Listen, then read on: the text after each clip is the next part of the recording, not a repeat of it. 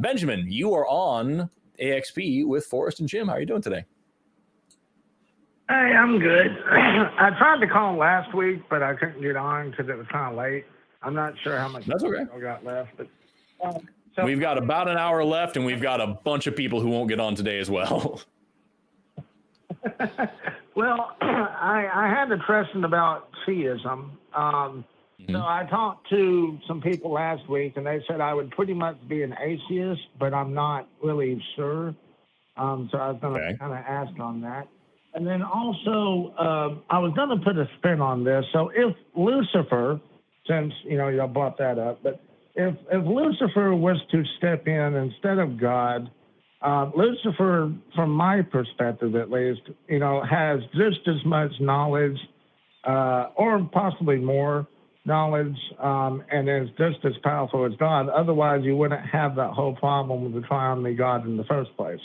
That's something we hear a lot when we talk about the triune God and the problem of evil. And people say, well, Satan is interfering with this world. And it's like, okay, so is Satan more powerful than God? Because if not, then God should be able to stop him as a loving and infinitely powerful being, but he doesn't. So either Satan's part of the plan or Satan has some ability that God can't control. Like, there's an issue here. Yeah. Well, see, also, if that is true, it would actually disprove Christianity or at least tear a hole in it. And in my mind, and I thought about this before while y'all was talking about the Lucifer thing to the other guy. And just a hypothetical, just to, kind of get an idea across. If Lucifer was to intervene and try to help humanity instead of hurt humanity, and in my opinion, not everybody on earth can be saved anyway, because some people just can't be saved. So if Lucifer was to step in as a good guy, hypothetical here, and decide, what, I'm going to go ahead, because Lucifer, technically speaking, can't do anything without God allowing it anyway. So if you go that route, Lucifer's powers come from God, that's what most people would say. But if Lucifer was to step in and try to help humanity and save, the people that he could save, would that blow a hole in as far as, does that prove God wrong as far as God being a good God, or does that just, with that, people, they might say, oh, well, God allowed him to help humanity, but then you also have the problem of not being able to save everyone anyway. So I was just going to get y'all's opinion on that, and then also try to figure out if I'm considered a theist or an atheist. So first of all, I think you're asking the wrong people these questions. You need to be asking yourself these questions, because like at the end of the day, we don't think this shit's real.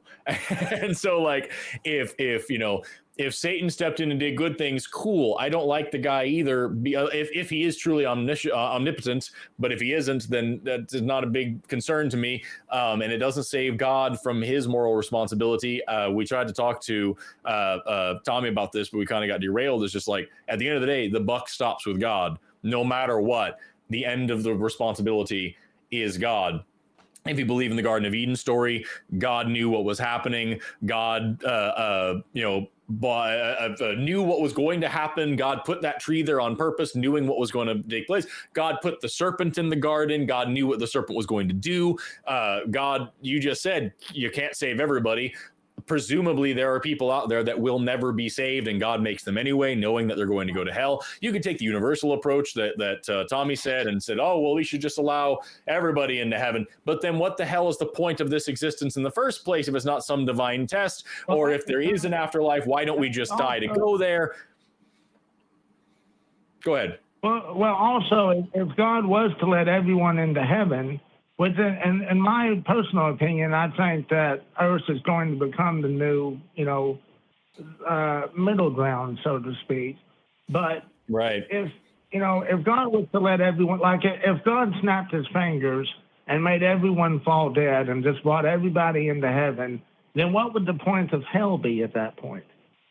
So, I mean, and why does a God that's supposed to be all loving have a hell in the first place?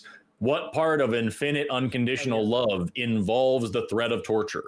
You know, it just doesn't make any sense. So, like, to answer your question about whether or not you're a theist or an atheist, yeah, to answer your question about whether or not you're a theist or an atheist, it sounds like you are a theist if this is what you're struggling with. I would say you're an atheist the second you say, you know what, this doesn't exist. That is the real end of whether you like God or don't like God or do or don't agree with God or anything like that has no bearing. The question of whether you're a theist or an atheist is whether or not you believe this God exists. And if you agree with us that there's no evidence for this God and there's a lot of strong logical arguments against it, then you would say that it doesn't exist and we call you an atheist. So I was going to say this one, Rick, before I forget. The fact that there is a hell disproves the question of God being all loving. He can't be all loving if he created hell. So exactly. The other thing too is that, you know, now me personally, I believe in Lucifer. I believe in God. I believe in heaven. I believe in hell. I also believe in limbo. I take kind of Gnostic approach, which not many people are Gnostics anymore. But when I got into this last week, or I think the week before, with Amedi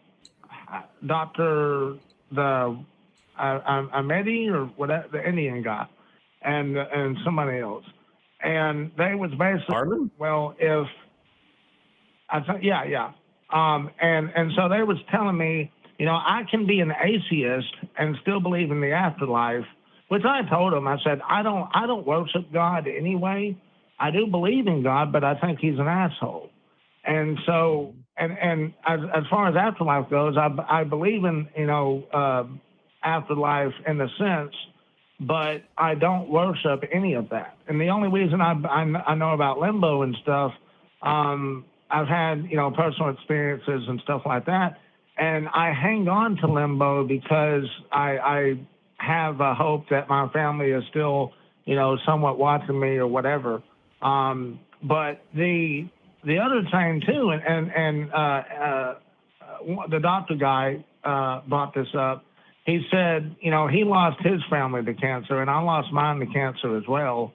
And I made the point to him that, you know, I'm holding on to the limbo idea, and probably the other stuff too, because I want there to be an afterlife after death, so I can be with my family and people that I've lost over the decades. But the other thing too, you know, and back to the hypothetical thing, if Lucifer has just as much power as God does, then that already, and plus the fact that, you know, if God created everything in that sense, then God also created hell, which means that he's not all loving. On the other hand, right, he doesn't. Let me can I back you up a little bit, Benjamin? Because you said something that I find kind of interesting. I think you said that you believe in limbo and heaven because you want it to be true. Did you say that? No, I've had personal experiences with limbo and heaven. I've died a few times and I've seen the stuff, but. How do you know that it was heaven or limbo and not brain chemicals doing brain chemical things?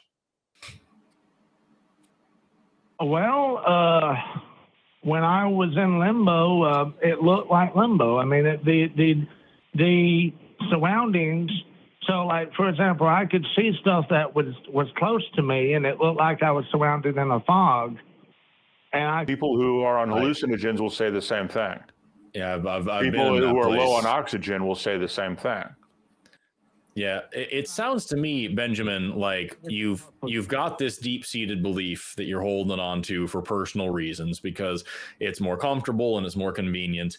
And I think you're seeing the cracks and the flaws and the problems. You even said, you know, I believe in a God. I think he's an asshole. Like, it sounds like you already have this concept of why this shit doesn't make sense and why it doesn't work, but you have some personal reason to hold on to it. You say you've been to limbo, been to heaven, but as Jim's pointing out, lots of people of lots of different faiths claim to have been to lots of different extra planar, extra dimensional places before, after, outside of life and all these things. And like, it doesn't make them any more true than what you're saying.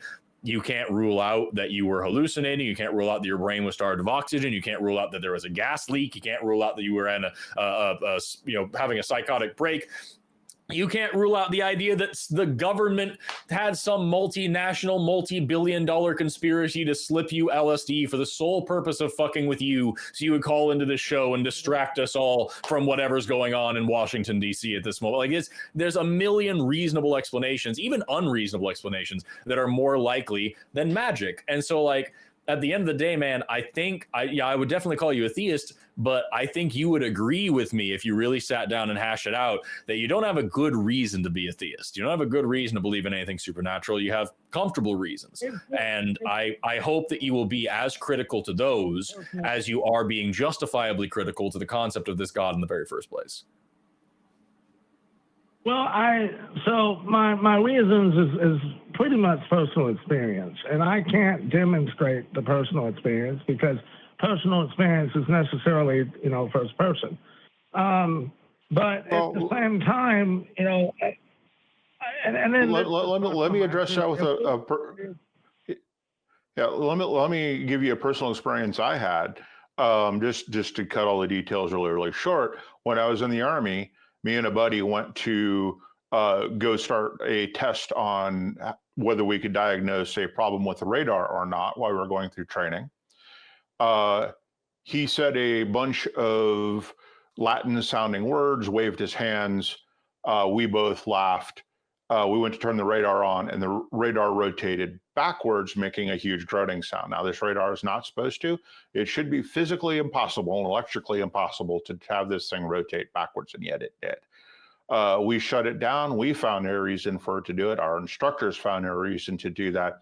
Should I believe that my buddy cast a spell to infect the radar with a demon? Because that's what he says he did. Even though he says he doesn't know what the words are. Should I believe that based on that personal experience? Well, if you conclude that there's a spiritual thing involved, you would compare the reasons. So, like, it's not just that I've had personal experience. Right. I don't know what spiritual reasons even means. I can't detect anything spirit. Why should I conclude anything other than that was weird? We don't know why that happened.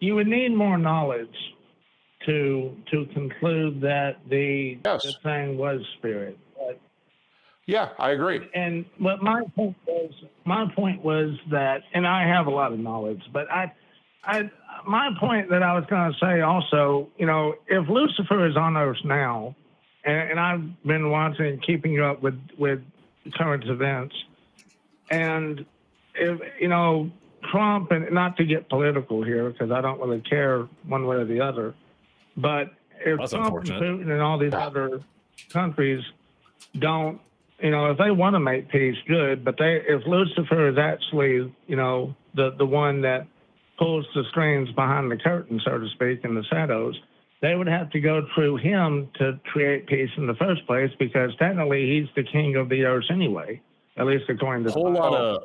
It's just a huge amount of if. Yeah, exactly. It's just the if is doing all the hard work for you, Benjamin. Benjamin, it's been 13 minutes. I feel like we haven't gotten anywhere, and we got plenty of other people waiting. I just want to reiterate, what you're telling me is the same thing that I've heard from a bazillion other Christians and Muslims and Hindus and Buddhists and everybody else who believes all sorts of things for the exact same reasons.